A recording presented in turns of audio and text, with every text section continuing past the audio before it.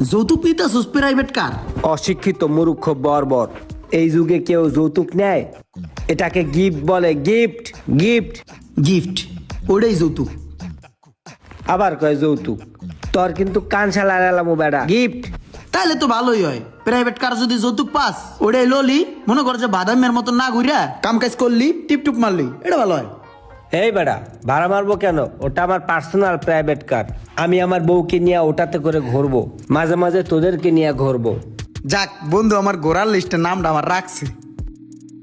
আমি আমার শ্বশুর আব্বুকে বলবো যে আব্বু আমাকে কিছু টাকা দেন, আমি ব্যবসা করব। সে আমাকে ব্যবসার জন্য টাকা দেবে বলছে।